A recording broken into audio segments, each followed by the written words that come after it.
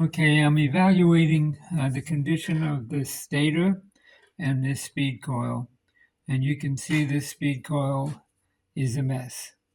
It got really hot and it's breaking off the finish. I don't know.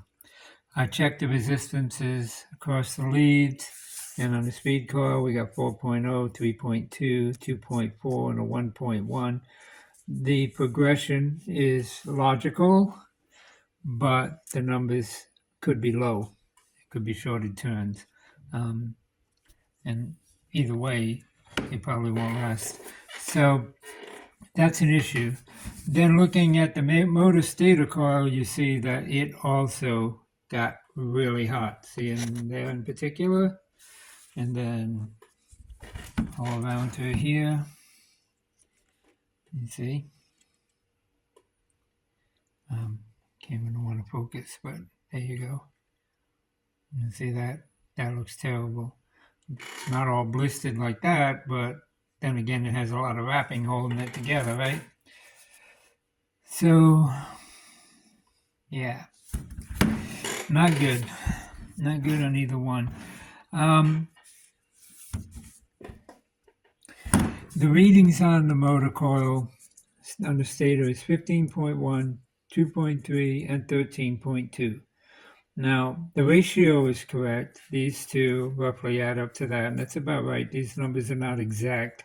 You know, it's hard to get exact numbers on measuring on burnt wires, on hot wires, without scraping them. But it don't matter. I just needed that ratio.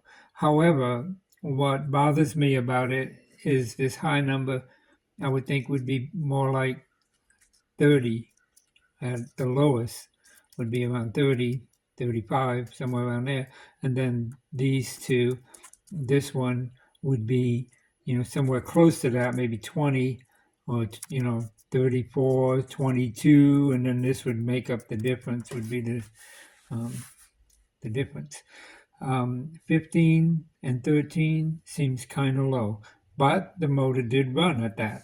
So, who knows, right? I mean, they don't have wiring diagrams for these antique motors that have the actual specifications of the motor. It's all judgment call at this point in time. It's a matter of looking at the wire, and looking at that wire, I don't have any really good feelings that the shellac hasn't burnt off the copper, and if it has, it would short out.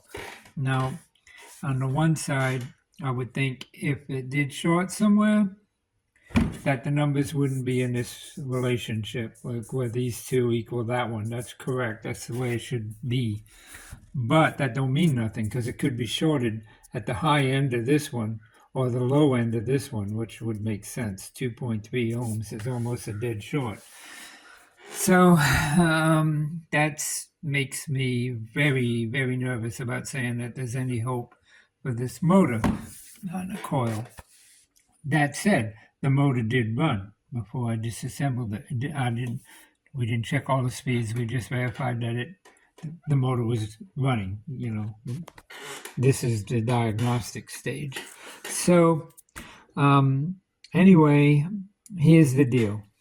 The speed coil definitely should be replaced. No doubt about it.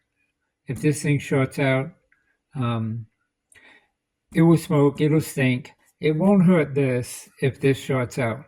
No, it shouldn't, put it that way. Because when this is on high, it's only using a very small part of this coil anyway. It's almost directly to the motor.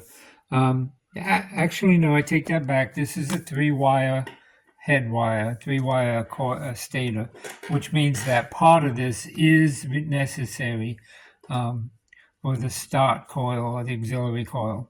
Part of it is necessary. But on high speed, once the motor's running, this is not really necessary. Getting it up to high speed and fully running, it is. So this is not good. This needs to be addressed. The second thing is this has got hot, really hot. There's no guarantee that restoring this with a new head wire and, and another coil is going to prolong the life of this motor. It may last a week, may last a year, may last 5 years. If it never gets any hotter, I've seen mobile air, GE mobile air fans that are really hot and keep right on going, but they run at a very high voltage. They have a capacitor that makes them run at around 200 to 300 volts AC. This is not the case with this, so this is more critical in this. It's a judgment call. Since there's no specs on this anywhere, you won't find them anywhere. You don't know what the resistance is supposed to be, right? All I can go by is what I'm used to seeing, and I'm not used to seeing anything at 2 ohms or the high end down way around 15 ohms. That may be factory, but there's no way to know. It's not what we normally see. Actually, a lot of what we see would be 154, 87, and 24, 28, or something like that. That range, not 15, 2, and 13. That's just not good. But then again, this is not a normal wrapped coil. This is not a normal coil. This is quite a complex coil. So again, there's no way to know. All I can do is check continuity. It has continuity. So the only other thing I can do to diagnose it is visual and opinion. I went ahead and put it back together just to check it out. Now I'm on high, the fan is running. I'm only at 100 volts and it's drawing 0.6 amps. Not too bad. Power 31 watts. Okay. Now, I don't have everything on. I don't have the gearbox on. I don't have the blade on. It's got a lot of torque. I can't stop it. That's a good sign. The coil, well, let's see. It's 73 in this room.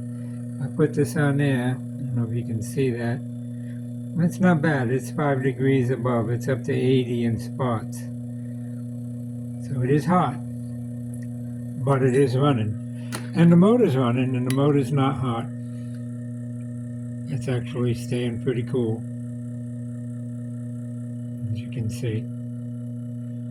So the coil's staying pretty cool. A little warm there. But that's really, really good. So, the motor may be okay. Now, we're not using this yet. And of course, I got a lot of live wires here, right? Let me go ahead and put the phone down. I'm going to put this in the medium speed.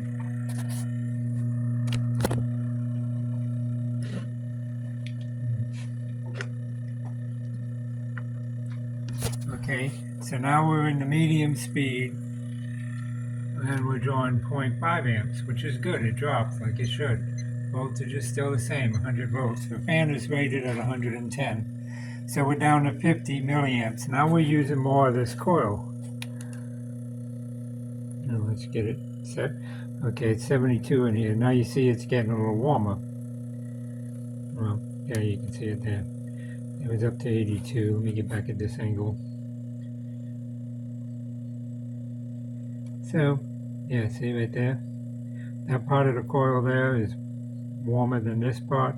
This part's probably not being used here. It's 78. This part of the coil, you can see the light shining there, is not being used. That would probably be low. And this part is definitely being used, and it's up to 82. And like I said, in here, the ambient is 72. Let me try low.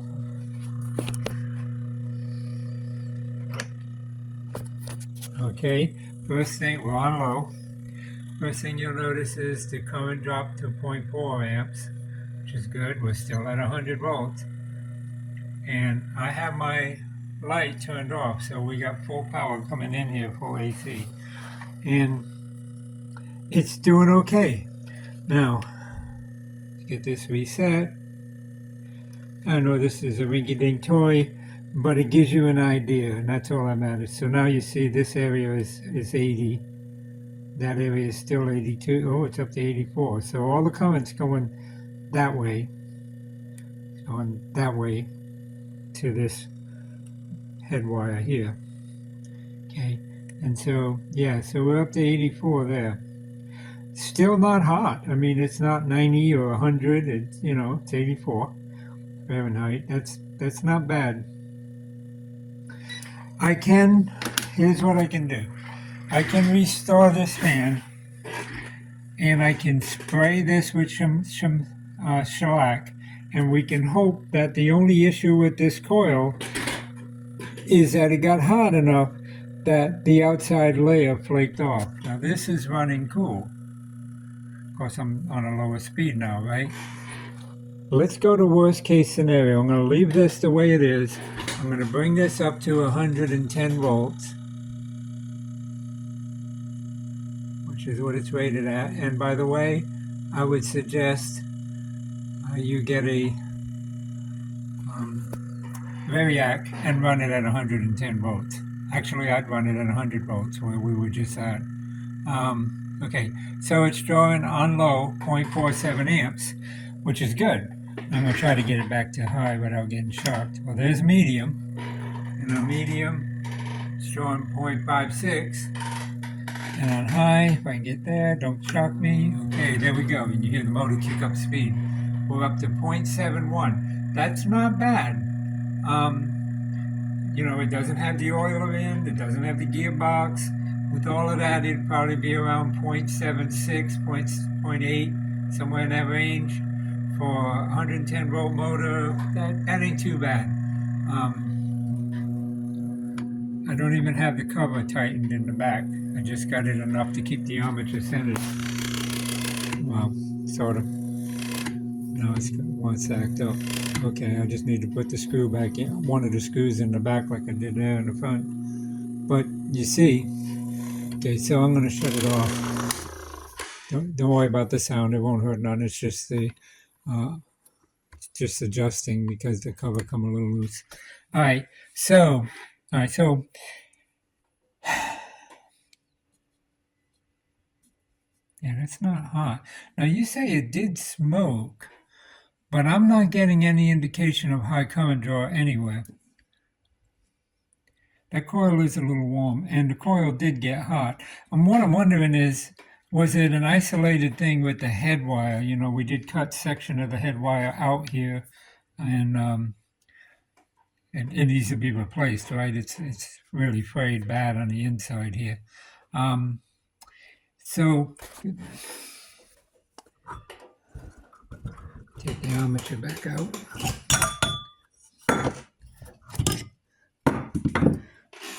I don't know if you can see it. I'm going to shine a light in there. See, that coil, that wire is really frayed there where it comes through. This is the head wire. And, okay, here's the deal. Bottom line, I can restore this. It's not drawing a lot of current. There's obviously no dead short. Apparently, it is designed to run on close to these numbers. This is a little more iffy than that. This got really hot. Now, what caused it to get really hot, I don't really know. Like I said, when we first got it in, we put it on a box like this. Actually, it's one over there. And we bring the voltage up with this light in circuit. So if there's a dead short, it don't hurt anything. The light lights instead. And we did run it. It ran. Then we disassemble it because that's the next step in the restoration, and it's the only way to check the coil. You have to take the stator completely out of the housing, and then of course we have to disassemble the bottom, get the speed coil out to get the wires out of here. You got to cut them.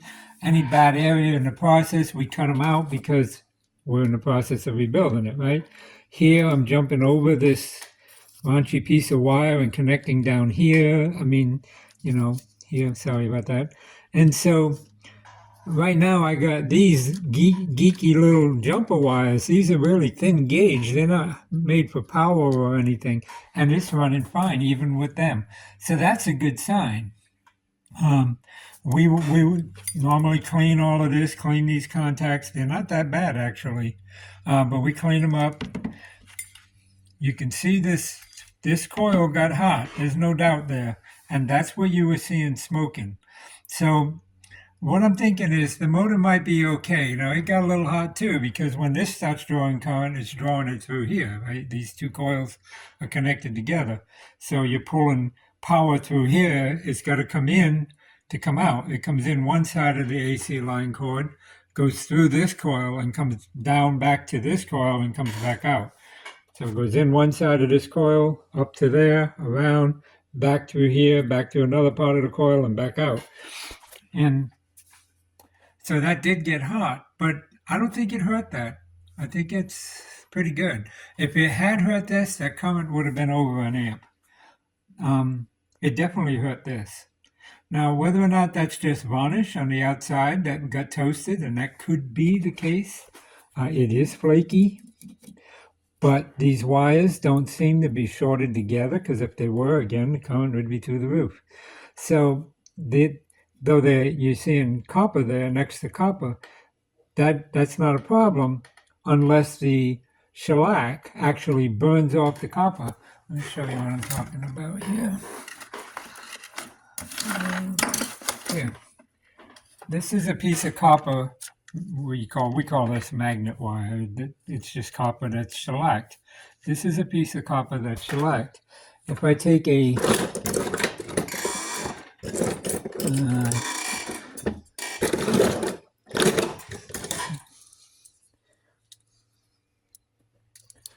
razor knife and scrape this. I'm sorry you can't see that. What I was doing was scraping it right here. And underneath, you see the copper. So it's a very thin layer of shellac over, okay, see where I scraped it off? It's a very thin piece of shellac over the wire. That's over all this copper wire. And what happens is when this gets really hot, the shellac will burn, when the wires get really hot, the shellac will burn off the copper. Now you have bare copper. If it touches another coil, if one coil touches another coil, they short together. And that short circuits the actual coil. These coils, even though they're wrapped around next to each other, they're insulated by this shellac on the copper. Okay? This is not like a regular copper wire. This is copper that's got shellac on it. So is this. And so when they short out, they could short out, two here together could actually be one here and one right on one side of the AC line, and one right next to it could be on the other side of the AC line, depending where they are in the coil, right? But what we're seeing here that's black is not the shellac on the copper. It's the shellac that the factory sprayed over the coil to seal the whole coil. So it was just like, you could think of it as it was painted, right? It was painted with shellac on the outside. That's what bubbled off when it got hot, was that shellac on the outside. And it might not have been shellac, it might have been just varnish. Sort of the same thing, right? Now I can respray that and reseal that and good to go. As long as none of this copper has lost its coating and is shorting out. And that's what we have to worry about in these coils. So, all that said, what I would say is the motor coil is probably okay. It probably will last a long time if it doesn't get too hot. Right now, it got no heat at all from running. None, zero. This didn't get much heat from running. A little bit, a couple degrees, nothing really to worry about. If you keep the voltage down to around 100 volts, 95 to 100 volts, you won't have a problem with this stator coil. Whether or not you will eventually have a problem with the speed coil, I don't know. But if the fan ever got hot, if it ever started getting warm to the touch, when you touch the top, after it's been running a while, you'd want to shut it off, and then you would need to decide, is it time to try to find one of these? There's a plate on the bottom, right? So you take the plate off to get to this to see if it's hot. You could touch this and see, you might feel some heat, but there's an air gap between this case and this coil. There's a space. So space is a good insulator, as an insulator. So the heat is not going to radiate much. If this got a little warm, this would be really hot because it'd take a lot of heat here to get through that air gap to heat this metal up. Here, not so much because you got a metal, it's solid metal all the way around. If this coil got hot, that metal is going to radiate the heat right out to the outside edge. You don't have an air gap, right? Here you got an air gap. So this coil is always harder to tell without actually pulling the base plate off and checking it. And we just did. It's fine. Okay, it's fine. How long it'll be fine, don't know. Can't tell you. What I would say is restore the fan and get a variac. When you go from high to medium to low, what you're doing is you're dropping the voltage. You're dropping the voltage across this coil. When it's on high, it's like using maybe just a little bit of the coil or none at all, depending on the fan, right? Depending on how it's wired. But you're using very little bit of the fan. When it's off, over here, nothing. When you first turn it on, it goes to high first. That's to get the motor running.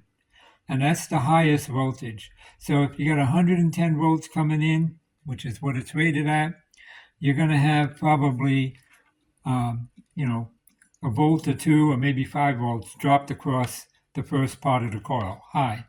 When you go to medium, you're using more of the coil. So let's say, just so you understand, not exactly correct, but let's say you're dropping 10 volts across half of the coil when you're in medium.